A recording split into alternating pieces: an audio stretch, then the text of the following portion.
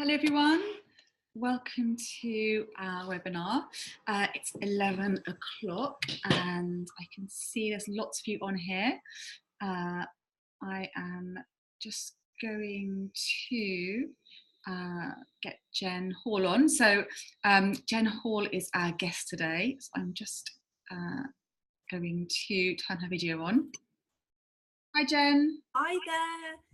My video is still off. It's saying you're stopping me. So no, I've promoted you to panelist. Awesome. There we are. Hello. Hello. So hello everybody. Again, welcome to the webinar. So 5 ways to find your money-making micro niche. So I'm going to hand you over now to Jen Hall, who's a coach, and she's got a brilliant presentation to show you, a class to go through. So I'm going to just hand over now. If you have any problems, Jen, just say and I will jump back on again. Perfect. Right, I'm just going to share my screen, so just bear with me. Perfect. Fingers crossed this will work. Right, okay, so hello everybody. Today I'm going to show you how you can micro niche in 5 steps. And the reason why we want to be micro niching, I will go through in a bit, but one of the biggest reasons people micro niche is so that they can charge more. So I'm going to be talking to you a bit about why that is and the benefits of micro niching as well as how to do it. So just to kind of give you a bit of a background on me, I'm a business coach for coaches, consultants and experts, and really service-based businesses to help them position themselves as the best option in the marketplace. My kind of areas of expertise are around clarity on ideal client, micro niching obviously, and positioning so that you can really stand out from the crowd, because we hear a lot of the time where we start to blame the saturation, as being the problem, the reason why we can't make it in this, in this online space. But actually, we have to take some responsibility back. It's absolutely 100% possible to stand out of the crowd, and micro niching is a big part of that. So yeah, like I said, I'm a business coach, I'm a multi-award winning speaker, and I'm also really excited. I'm an author of a brand new book. In fact, I have it here now, of Expert on Rivals, which I'm really excited about. It comes out, it was released on Saturday, and I'm holding an event at the Ritz. There are a couple of tickets left. After I've done this webinar, I'm actually ringing up, putting the final numbers in for that event. So if you are watching this webinar, it's resonating, then do get in touch if you'd like to attend at the event at the Ritz, where you can get your hands on one of the first ever paperback copies, which I'm really excited about. But that's all around positioning yourself as the expert, and not just that, as the unrivaled expert. So when people come across you, they're not going to overlook you. It's going to be something like, wow, I've really found somebody special right here, right now. So just to kind of give you a background as to, why micro niching is so important, is that really 50% of businesses don't ever really make it past the 5-year mark. And I've also heard there's loads of stats flying around, isn't there? But it's something like 98% of businesses fail within the first 2 as well, which is something else I've heard. And I actually think that many businesses don't ever truly take off. A lot of people say they want to start a business, or they have started but are really struggling for clients or really struggling for sales, and they never truly make it out the door and become a fully fledged business. And the main reason businesses fail, we are told, is because of lack of finances. But obviously that's a pretty obvious reason, right? Well, obviously your business is going to fail if it doesn't have the finances, because if we're running a business, we obviously need to be ensuring that we are making money. So the reason behind the lack of money is actually due to a failure to position yourself as a wanted product in the market. So, decoding that's about the market not seeing a need for you. They don't understand what you bring to the table and what you can offer them. And so they overlook you, because they're kind of a bit like, I don't get you. I don't get the point of view. Particularly in the UK, things, people like coaches and consultants, people are still kind of questioning the need of, why would I need you? What's the point of you? What am I going to get? And, asking people to take on a life coach or even a business coach to a certain extent.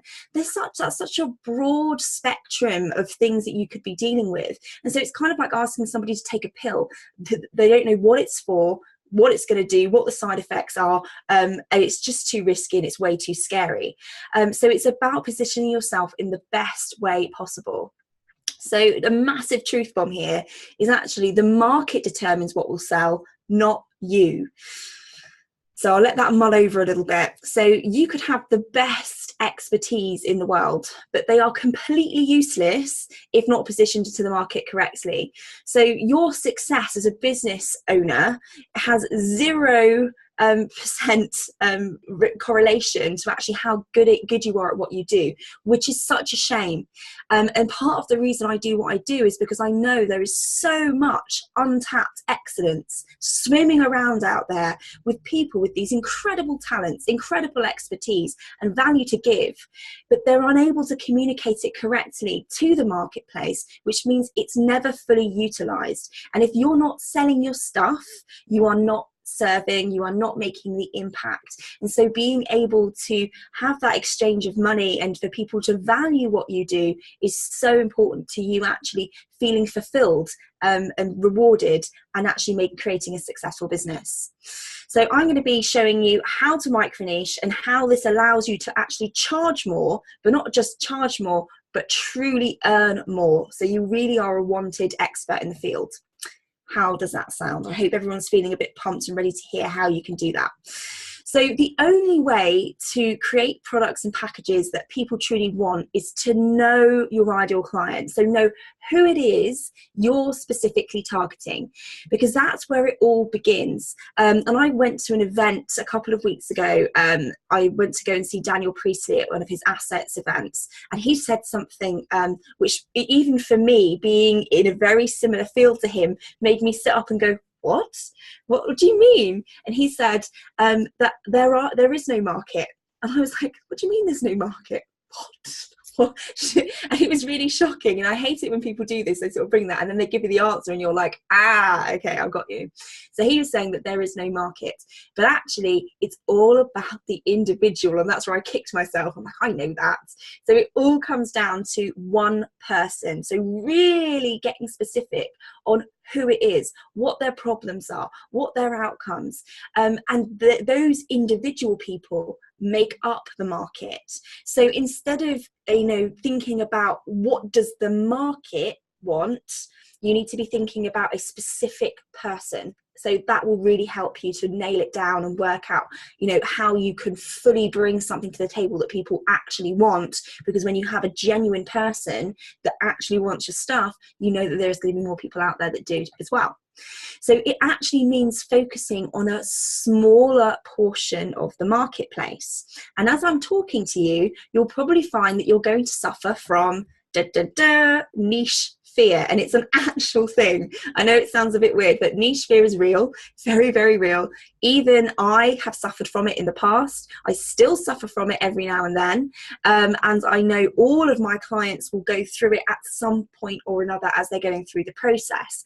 They go into this going, yes, I'm going to niche, and then somewhere through it this happens. They suddenly get scared that they're going to cut out opportunity, that if they go small, they're actually going to stop themselves from gaining clients.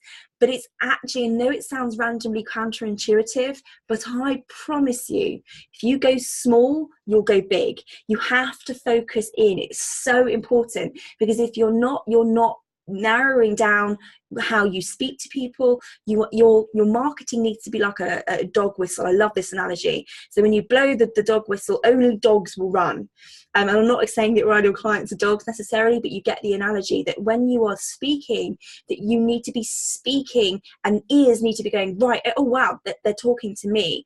And if you're not being focused, then whatever you're creating, whenever you speak, write, whatever it is, it's going to be falling on deaf ears.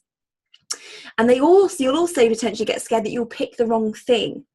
Now to this, there are two things I want to say to you. Firstly, it's your life. It's your business. You get to decide what happens, what goes on. it's completely up to you. If you pick something, you decide you want to change it, then you can change it.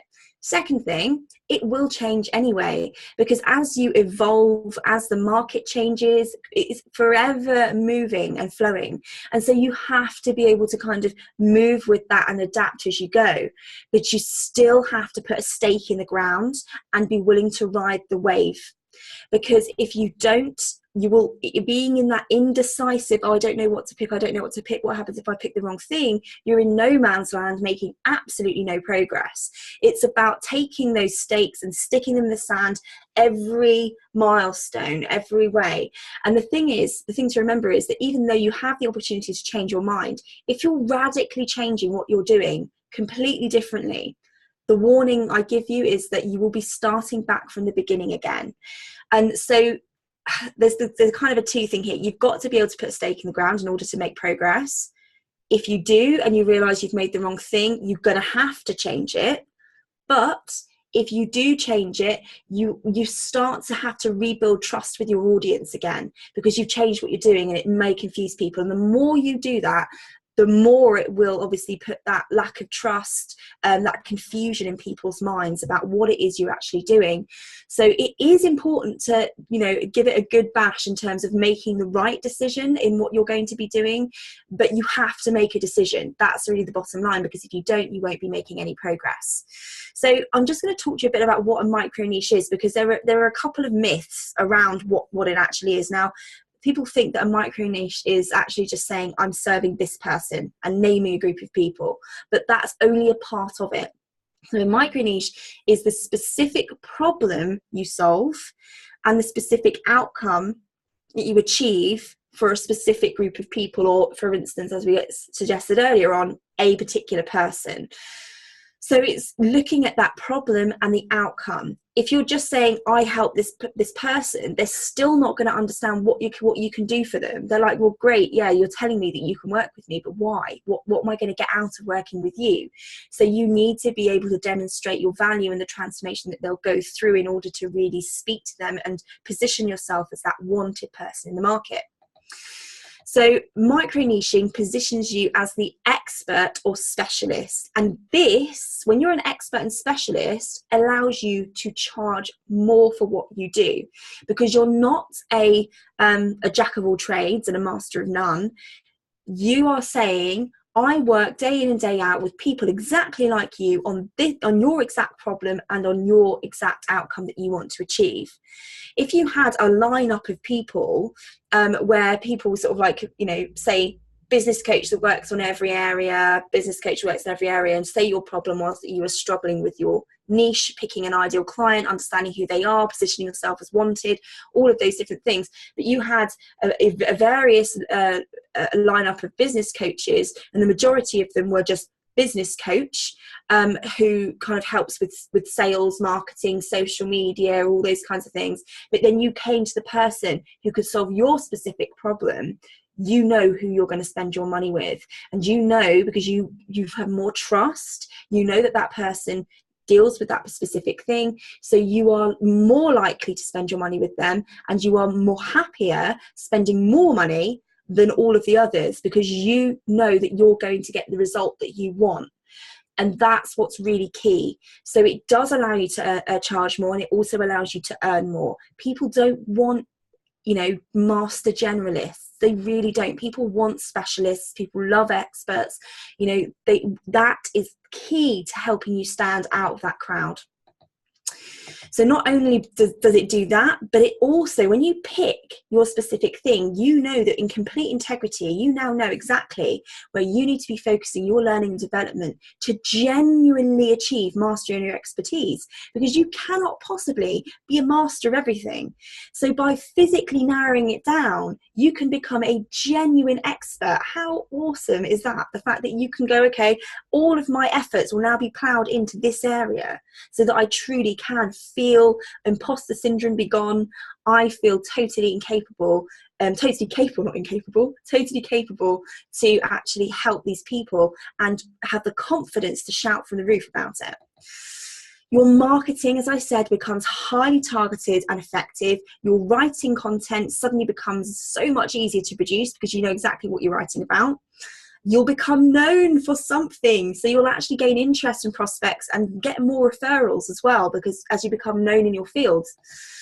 So in order to position yourself as needed and wanted, we have to communicate, as I mentioned earlier, the transformation and value that we provide to that person. So the first thing is, step one is your micro niche lies in who you are serving. So everybody, as I mentioned, is no one in business. You know, if you start talking to everybody, it will fall on deaf ears. The marketplace is noisy, and you have to be that dog whistle. So a place to start, if you're thinking about, okay, so I've got to think about who. So my ideal client, right? Who would that be? So a place to start could be that your ideal client may have been you. So do a bit of a check-in and go, was my ideal client me? If so, you are perfect market research material on yourself. And this is, you know, this is potentially a bit controversial, but this is exactly how I started, because believe it or not, I've been an entrepreneur since I was 19 years old, and I failed. When I say failed, I gave up on many businesses because they wasn't bringing in the financial return that I wanted them to have. And it was all down to because I didn't niche effectively. When I finally niched my previous business, I suddenly took off. And that is how this business was created. I became obsessed with, you know, really understanding, you know, the strategies for success, and niching was a huge part of that. It's if you read most business books written by the greats, they will in some way, shape or form talk about getting focused, getting specific. It's really interesting. So that's why I became so passionate, obsessed by finding out how to utilize this and how to really tap into the minds of your consumer to know what they want to buy. So that's how this started. But I used to be my ideal client, so I know exactly how it feels to feel fluffy, to feel vague, to feel overlooked, to feel like you're struggling, to have that business that you've put so much time and effort into, and you feel like you're spending all hours under the sun working to your bones with very little return. And it's upsetting, to say the least. So I am my own perfect market research when it comes to writing copy about, you know, how I used to feel, what was perfect for me. Now, I'm able to do this because of the position that I'm in now. I obviously don't recommend that you start talking about things and helping people with things that you are still going through, because that's not an integrity. You haven't become the expert because you're still working it out yourself. So you obviously have to be, you know, at least 1 or 2 steps ahead of where that person is in order to be able to help them over that hump. But you could be your perfect ideal client market research tool. If it isn't you, which it might not be, it could be that you're like, look back and you're like, well, actually, no, I never struggled with this because it's a natural talent of mine. It's something that I love to do and have always done as far as I can remember, something I learned very young. And I just know that what I have to give is very, very valuable. So if it isn't you, then you have to start with the market. So the main ones are health, wealth, or relationships. So for instance, my business sits very heavily under the wealth category, because people are hiring me to help them make more money in their business through micro niching and positioning themselves. So within those markets, you need to delve into kind of 3 layers deep. So I'm just use a different example now. So let's think at the easiest example I always use is health, right? So if you've got health coaches, right? That could be so many different things. So the next layer could be weight loss. Okay, that's one of the biggest markets within that health market. So if you think how huge the weight loss market is, you've still not niched enough. You've gone from health to weight loss. You've got to go a step down. So who are you going to target in there? So for instance, a great person that you could target, if your expertise fitted with this, would be to help male diabetics lose weight. My dad is diabetic, and it's something he's always struggled with because of his diabetes, and he needs a slightly different set of expertise to know what kind of diet he should be on, how he should be managing his insulin and all that kind of stuff. Like, imagine if you were my dad and you had someone come to you, and I'm still yet to find them, a weight loss coach that specializes in diabetes. He'd be all over that. He'd be like, wow, okay, fab, do it, let's go. Because you get me, you understand what's going on with my body and how I can actually achieve the results that I want expert, specialist right there, willing to pay as much as he possibly could to get the result that he wanted. So go those 3 layers deep. How can you really get specific on who it is that you're serving? So you need to be able to describe them at a contextual level so that they can self-identify. So this is a great measure on, have I got this right? Do I know who I'm speaking to? So if you're able to label somebody, for instance, a male diabetic who wants to lose weight, well, it's like tick, tick, tick. Yeah, that's totally me. Allow them to self-identify so that they can literally go, oh yeah, that's exactly me. And they can get interested in what you have to say. Instead of just saying, I help everybody or anyone who wants this. That's a classic, isn't it? I can help anyone who wants this. But again, about being a specialist is about being specific, on both the outcome of the problem, but also the who. So you need to help them by giving them a self-identifying label. Another, just a very obvious one there would be single mums. If you're a single mum, that's brilliant. That's me. That's the marketplace. You could take it a step further than that, but that's something that would allow people to prick their ears up. If you're being vague, they won't be able to understand how your product will work for them or if it's meant for them at all. And trying to cast your net wide will result in no sales. I can guarantee you that. And they need to know that it fits them like a glove. They need to know that that's perfect for me. This is exactly what I've been waiting for. That's the kind of the reaction that you need. Oh, you're talking to me. So make sure that you name them. So people, just so you understand a bit about a very simplistic version of how people buy. People have the urge to buy emotionally first. So they get really caught up in the transformation that you're describing on what they can get, and they're feeling emotionally involved with that result. And then they have to be able to justify their decision with logic. Now, actually, a lot of people, particularly coaches, can be very good at the first one. People can get very emotionally involved with you and be, oh, I love what you're doing. I think it's great. You're so, so passionate about what you do and you're so inspiring. And then you're like, why aren't you buying from me then? If you think I'm so wonderful. And that's potentially because you haven't got that second bit down. You haven't given it enough context, and you haven't given enough trust and reassurance that they're making a good decision. Because imagine them having to justify it to hubby, to their boyfriend, to their mum, to whoever it is. People like to be approved of. They want to be able to go away and say, I've hired this person for this reason, and they're going to get me this thing, and this is what's going to happen. After I work with them, I'm going to be this person. If they can't do that, people are going to be saying, why are you spending your money with them? So that's a great test to go, okay, so is this something that they can go away and justify to other people? So the next thing that you can look at once you've got your who is looking at your success island for your ideal client. Now, the success island for the ideal client is the overall goal and destination that they want to achieve. So what's the ultimate goal and what does that look like for them? So you need to define this both emotionally and contextually. So think about, what is the identity that they're moving towards? Because everybody wants to improve their status in some way, shape or form. Russell Brunson describes this perfectly in his book Expert Secrets. It's a great book, great recommendation. And he talks about his friend. I love that. He's on my friend so-and-so, and I honestly can't remember the name of the person, so please, I'm sorry, don't quote me on who it is that this originated from.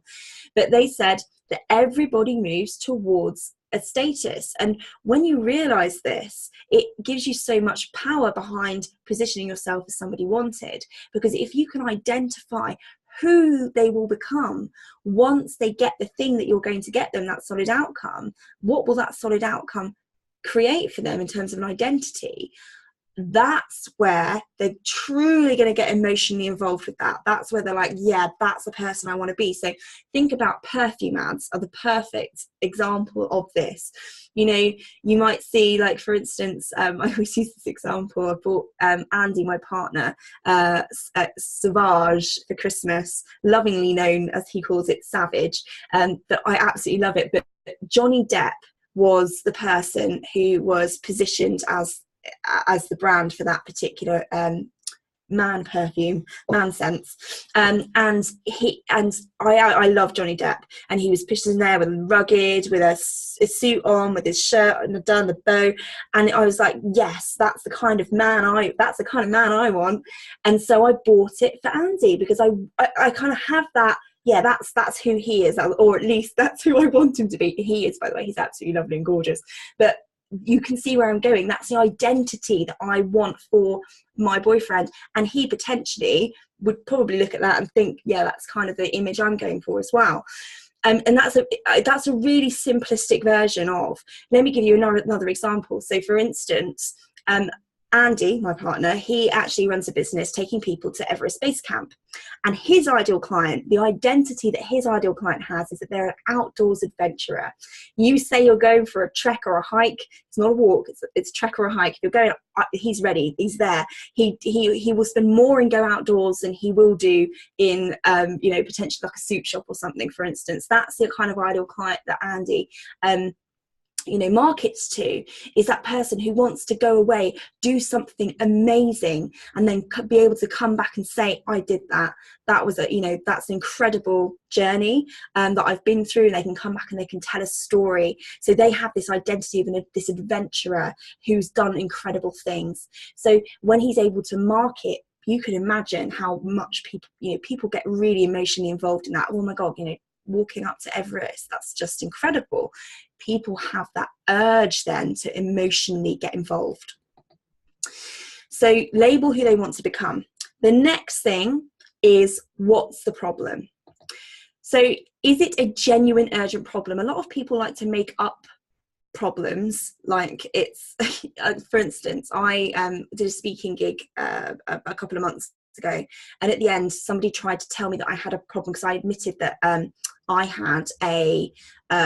get very nervous speaking, and it might not seem like it, and even though as a multi-award winning speaker you would think that I would be used to it by now, but the nerves never go. Fortunately, it doesn't show, but inside I'm a quivering wreck.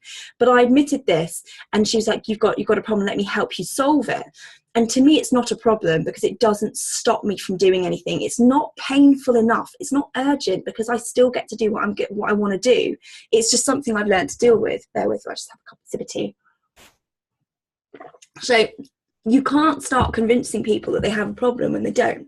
So you have to think about, how painful is this problem for them? It's got to be painful, because people want to move away from pain, and they will pay to move away from pain. It's got to be acute. It's got to be stopping them doing something in some way. It's got to be causing them some kind of serious pain.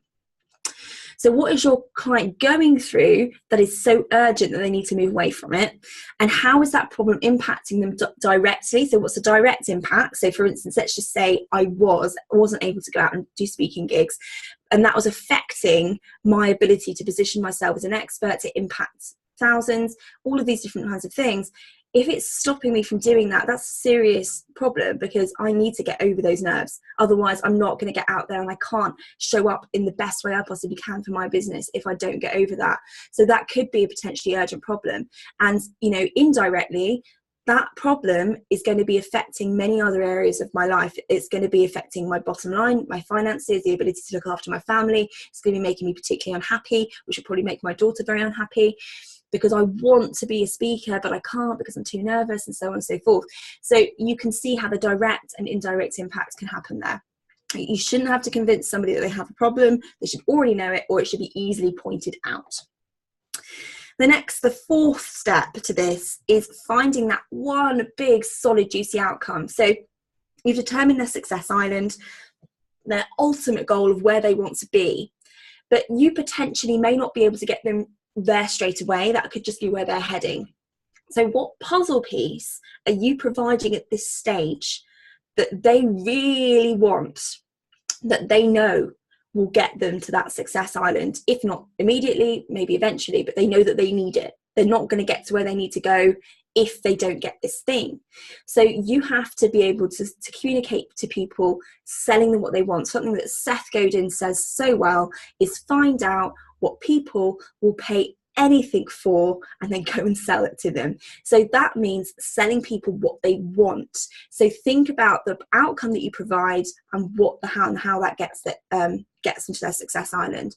And so in order to make something solid, they need to be able to measure it somehow to know that they've got it. So for instance, in one of my programs, I can say, okay, so if they come out and they're able to know exactly who their ideal client is on a contextual level, that they know exactly, who they're serving, what the problem that person has, what the outcome is. Let's just say, so for instance, let's just use this as a tick sheet example of this webinar. You can go tick, tick, tick. Once they've got that, they have got their micro niche. That's measurable. They're able to, it's a solid outcome that will then enable them to do. So you need to think about how you can make it really solid so people know exactly what they're getting. And it must be something they really want. And it's something that they know that will get them closer, if not all the way to their success island. So you've got to be confident enough to say what they're going to achieve. Half of the reason people are too scared to state a juicy, bold, solid outcome, a big, bold promise, is because they're scared that they won't achieve it. But you have to be confident in saying something, because if you're not willing to be bold with promising somebody that they can achieve something, then they've got nothing to want. They've got to want it. So you have to be bold. And obviously that comes with a caveat of they've got to do the work. Like, you can give someone the most amazing mop in the world, but unless they're going to use that mop, they're not going to get a clean floor. So there obviously is that, someone said to me on LinkedIn the other day, it's 200% relationship, 100% from you, 100% from them, particularly when you're working in a service-based industry with coaches and experts and things like that. They've got to pull their weight too, and that's part of that process when you're talking to them and about, before they spend their money, what your expectations are. But this is what you will do for them. This is your 100% that you're going to give, and this is the 100% that you expect from them as well, to make sure that those results are achieved. But you've got to be confident in your 100%. If you're not confident in your 100% and you're not bold enough to state an outcome and to state that success island that they're eventually going to get to, then you're not creating want, and people just won't buy. So think about the transformation. How is it going to change your prospect's life? If you can describe them before and after, that's really going to help describe that transformation that they're going to be experiencing, which helps them both connect emotionally and justify logically. So the big juicy question, the last one, which I'll leave you all to ponder on, which is, why will your solution work versus all the other things they've tried or could try? So I'm just going to let you, if you're writing notes, just take down that question. Why will your solution work versus all the other things they've tried or could try? This is the question which will differentiate yourself. So once you've got all those things, it doesn't matter how far you micro niche down. There are so many people out in the world here running businesses and running as specialists and experts. You need to be able to position yourself as unique, so that you can show them that your opportunity is the best opportunity, and you need to be able to explain why it's the best opportunity for them, why your solution is the best one they could possibly pick. And you can think about this question in terms of, why has it not worked before? What stopped them in the past? They may have already been through other experts. They may have already tried things themselves. Why didn't it work before? Why is it going to work now? They really think about that, and that will help you differentiate yourself to stand out. So just know that what I just said is, there may be other people out there doing similar things to you, but just remember this one thing: the world ain't seen nothing yet. They have not seen your amazingness. They have not seen your gold, and they really haven't seen that, that D factor, that desirability factor that you are going to step out with. So hold your head high, become the expert, position yourself as one, and go and strut your stuff.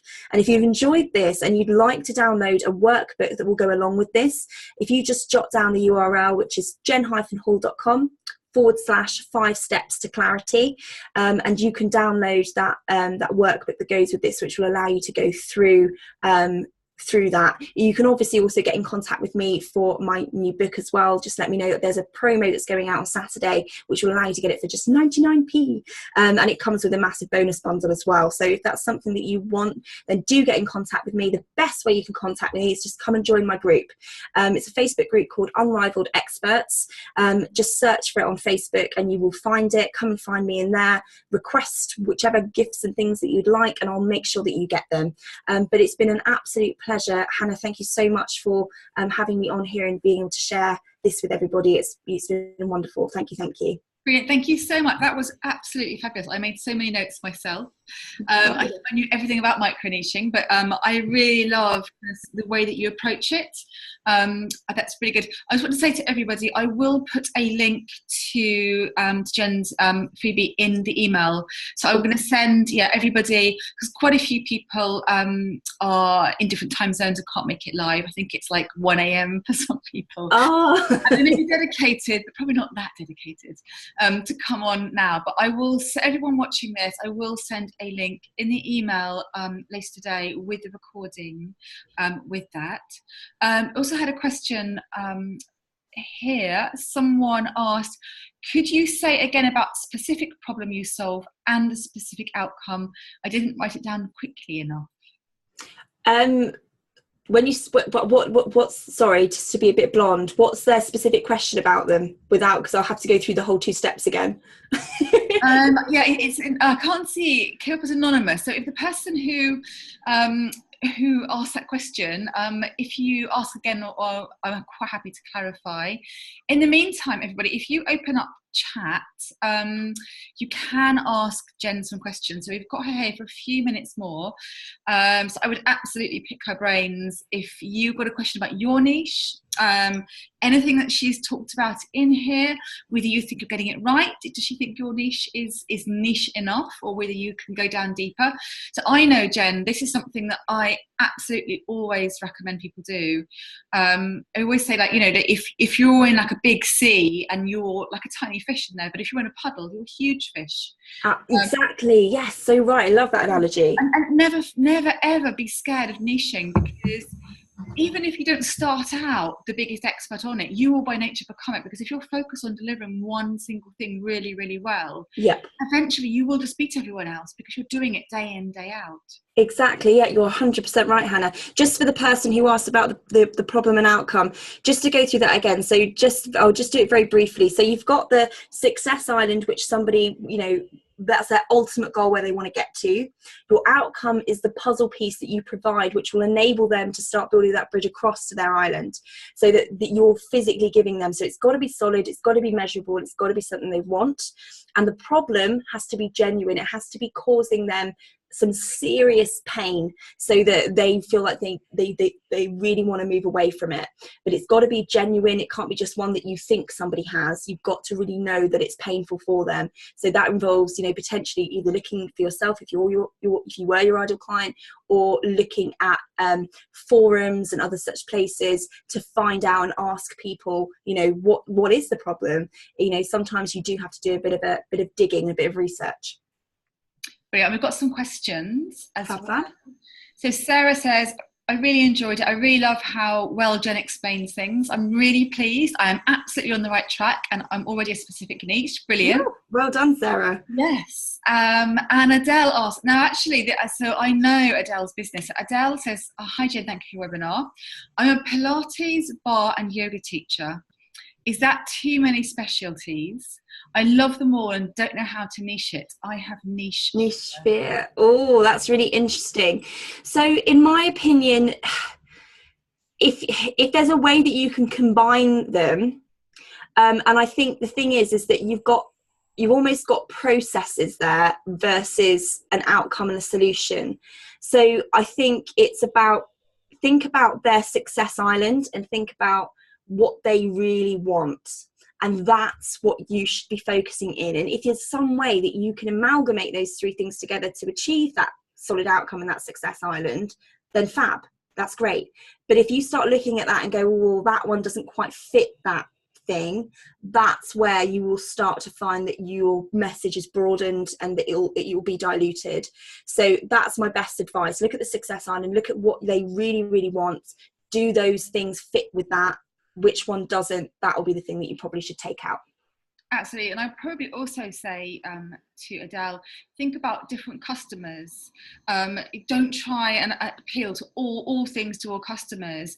Are sort of look at who is coming to you now. What commonalities are there? Who do you love teaching? And who are the people that come back to you again and again and again? Who are the ones that book up for regular sessions? Look at the kind of customers that are your best customers, and then work out what is a common problem that they have. So maybe what you're doing, I think probably at the moment, is looking at all the things that you can offer. Instead, maybe flip it around to the people that are coming to you already. But Adele is in Kickstart, our program, and that is something that, so I know Adele's business because she approached me about joining Kickstart.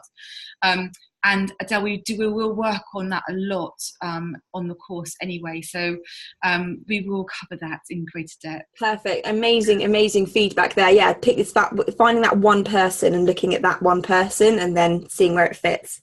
Yeah, and to get an example of this, I always give people is I qualified as a hypnotherapist many years ago, and as a hypnotherapist, we're trained to treat everything. Yes. And I never actually went out and practiced, but I know lots of people who did, and some people went as generalists. And others specialise, and the really, really clever ones picked a niche. So, for example, someone picked stress, and they became known in their local area as the person to go to for stress. And it got to the point where every other health practitioner was recommending their patients to come to them. Word of mouth spread around, and they asked to give talks on stress. And over a period of time, they genuinely became a real expert on stress.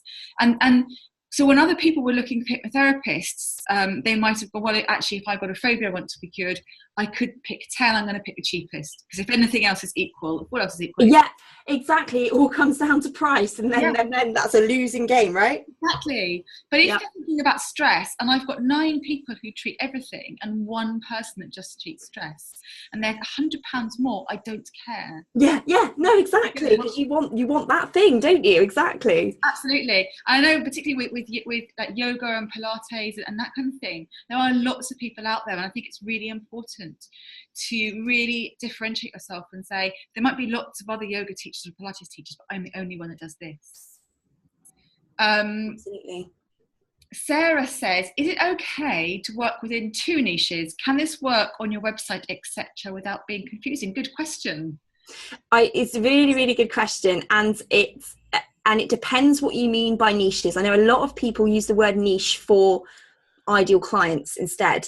So I don't know which one you're talking about here. I'm going to just talk about it briefly. So for instance, if you've got 2 different success islands, yes, it's confusing because you're taking people to 2 different destinations and it becomes confusing.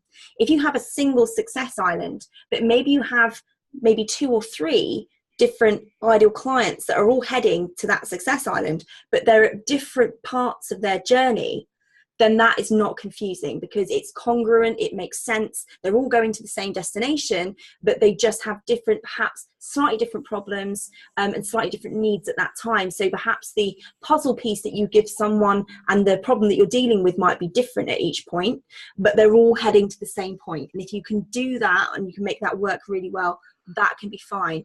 But let's just say, and I'm going to use a really obvious example here, but let's just say you're a business and relationship coach. This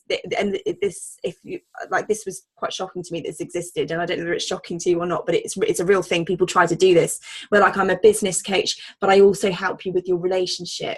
That is confusing. You're not a specialist in any particular area, and it doesn't make too much sense, and they're not heading in the same direction. Their priorities are slightly different, so you're trying to do too much and it's confusing people. So I hope that kind of gives a bit of an obvious distinction between the 2. Brilliant. Maria asks, I offer study tuition to adult learners. A lot of them are cash-strapped students. Any advice about pricing? Okay, so this is really interesting one. I always say your ideal client is only ideal if they can afford to pay you. So this may be a case of looking at, are you targeting the right people? I'm not saying that we shouldn't be helping people who are more in need, but we cannot run a profitable business if we're targeting people who can't afford us, because we will always be struggling, and there will always be a limit on what you can do. You've only got 70 hours in a day, and you need to be able to scale what you have. If you have a very large audience where you can sell low ticket things to, because they don't necessarily have excess amounts of cash, then your model potentially could work. If you have a very small audience and you're not particularly known in your niche, in your area, then my best advice is use and start looking at people who can afford to pay you those higher ticket prices, because that will allow you to scale your business, become known, gain a bigger audience, which can then allow you potentially in the future to start offering those low ticket things. And when you start going higher ticket, it may even release you to be able to go and spend time with those people who truly can't afford it. And then you're actually able to give your time away to those people who realistically cannot do it, but they really, really need your help. So you can think about your business in a slightly different way. You've got to feed yourself first in your business, because you're not running a hobby or a charity. You are running a business, and it's very important that you make money. So your ideal client has to be able to afford to pay you. So you might want to rethink about who you're targeting, and how your business model works. Yeah, so I hope that helps a little bit. I would have answered it exactly the same way. Oh, there you go. Brilliant. So Sarah says, Jen's explanation has helped me to be confident in what I'm offering, and it also has really helped with how I can explain and advertise how I can and will help them, and how it will change them. Thank you very much. Amazing. I'm so pleased. Jay says, wonderful webinar, so useful. Thank you. I agree with all of that. So Jean says, hi, I'm bringing a new product onto the market for crafters. As it's new, what is the best way to package it, or where can I go to for advice? There's nothing similar on the market. Okay, so the first thing, and I always say this, I mean, I'm not a product specialist, so I don't know, Hannah, you probably have got many connections, but just a little piece of advice from me, and this is kind of taken from this question and advice that goes out to everybody, particularly in the service-based industry.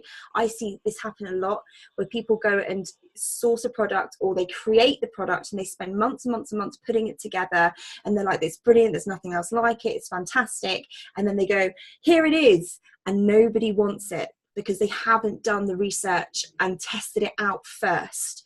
You cannot sell something en masse and expect it to work if you haven't tested it out on a smaller group of people to make sure that it is truly wanted. Because we can do all of this background work, and yes, it will get you 3/4 of the way there in terms of, you know, when you understand all the things that I've gone through in this webinar, it's going to empower you with all those tools to go, okay, I know I'm going to give it a great, good stab in the dark as much as I possibly can, that this will sell.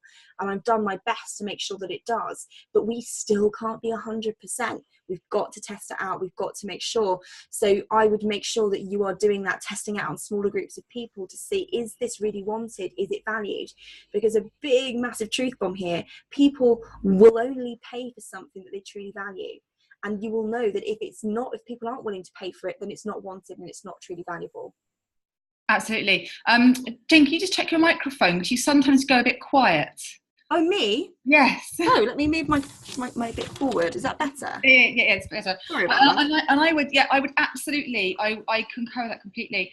And just one of the things is, it's hard enough to launch a new product onto a market that exists, and you know there's an established need for what you do. You're just doing something a bit differently or a bit better. But when you're breaking a new market, you'll have sometimes do two jobs. One is you're trying to create the market, you're trying to sell a new idea, and then you're trying to sell your product as well. And it's not impossible, so do not take that as a sort of, oh, I should just give up. No, exactly. But I think, as Jen said, it's really important to test the market, and it may be that you've stumbled across something that everyone was waiting for, But just in 5 years of doing business, and I know it's always wise to do the groundwork and just make sure, because what you don't want to do is put all your hopes into a launch and become disheartened if you don't get the results you want. If you do a test, you will know what people want and don't want, and you can be much more measured in your launch.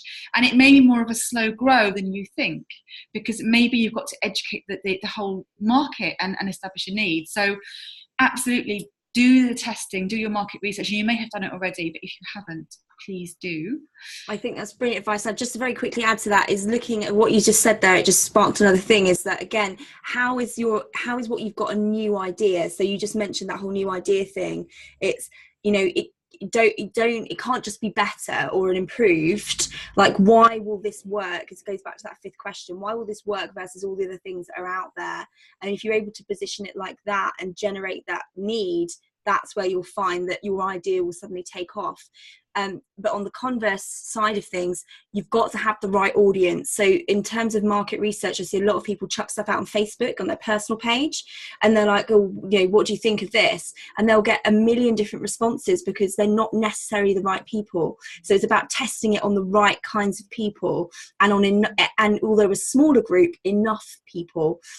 So don't, not just in your local area, but think about tapping into people across nationally, you know, perhaps even globally, because, you know, for instance, 70% of my clients are actually over in the US. The people have a really strong need over there for my services. So, you know, with the internet, you've got access to everybody. And as you said, Hannah, don't feel disheartened, because you can position anything well. And it might just be that you need to tweak your product, tweak your services, whatever it is, just to give it that extra bit of magic to it. Absolutely. Joe's another Kickstart member. It's good to see someone on here. She says, I'm working on niching for my higher end HR change work, particularly international clients, but also trying to create broader low cost products to mop up a larger market of SMEs in the UK. Will that be conflicting or confusing? Let me just have a look again. I'm just going to read this again. I'm working on niching my higher end HR change work, but also trying to create broader low-cost products to mop up a larger market of SMEs in the UK. Again, it's about picking one thing at one time. So it's going back to that success island. Are they all heading towards that same success island, or a similar one at least? And then deciding who you want to focus on first. Master one ideal client first, then add to that once you've got it, because otherwise you end up building your bridge wide instead of long, and you'll never achieve anything. So yeah, so just for your own progress, pick one thing, do that well, then move on to the next, but make sure that it's congruent with one direction. Absolutely. And I know what Joe's referring to, because we do something what we call product pyramids in Kickstart, where we create products for different levels, like you were saying about low cost ticket items. But the idea is this is a relationship builder, and that people will move up that pyramid, and they will only do it if everything is congruent, and if the people at the bottom are potentially people, some of those people will want stuff at the top. So it really does have to, you say, going to the same success island, they have to ultimately want the same sort of results. Absolutely. But Joe, we've got a live class this afternoon. If you do want to talk about that more, we can do that. So Adele says, so Adele is the Pilates teacher mentioned. Thank you both. I will work on it. Juliet says, I've got a niche after 14 years. Spa PR and the UK Spa Association thought of me this week, and I won the business. That's a perfect example. Wow. So I know Juliet's in our Facebook group, and she asked about this. She talked about, you know, how she positions her offering there, and that's a perfect example of how niching gets you recognised, exactly what you started out by talking about, is an unrivaled expert. Absolutely. Congratulations, Juliet. That's amazing. And it is a really brave thing to do, and that niche fit is really real. It seems completely at odds with good business sense to cut your market down, which is how it feels that you're doing your niching. But this is an example of how it actually grows your market, because what you're doing is you're not cutting your market down, you're cutting your competition down. Yeah. And so when you niche, you have less competition, and it makes it much easier for the right people to find you. Sarah says that's really helpful. Thank you. Another Sarah says, I love that metaphor. One success island is brilliant. Thank you very much. Lots of people are loving, and I agree, this is a brilliant webinar. So lots of people are loving it. Oh, Jen says, hi Jen, really enjoyed the webinar. Fascinating. I'm a marketing professional and I specialise in writing content for clients who are building websites. At the moment, I will write for any industry as I really enjoy helping all types of businesses. Would you say this is micro-niching or still too broad? Again, you don't have to. So for instance, I work with coaches and experts. I don't say that I work specifically with business coaches or specifically with health coaches, but what I do is I really focused in on the problem and the outcome. So you can think of different ways, a bit outside of the box here in terms of, so you work, especially as writing content for clients who are building websites.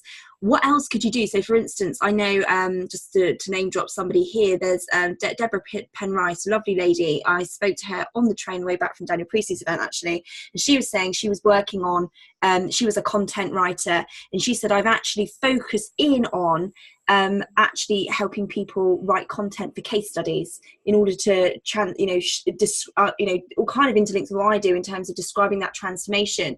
And so she's really gone niche on that specific thing.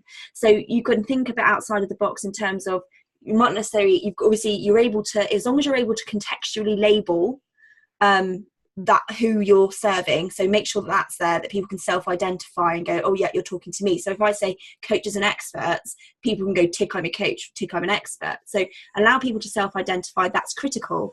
But beyond that, it's about focusing on that problem and that outcome that you're solving, and I think you'll be fine. Absolutely, I would agree. And niching as well, and to your point about thinking outside the box, it could also be style of writing. So for example, my partner is a really funny writer, and he constantly tells me I'm not funny.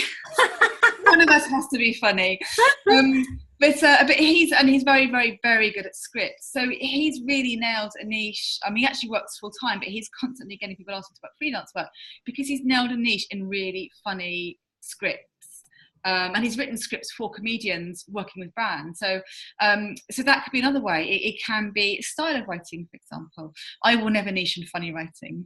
I don't need to worry about that.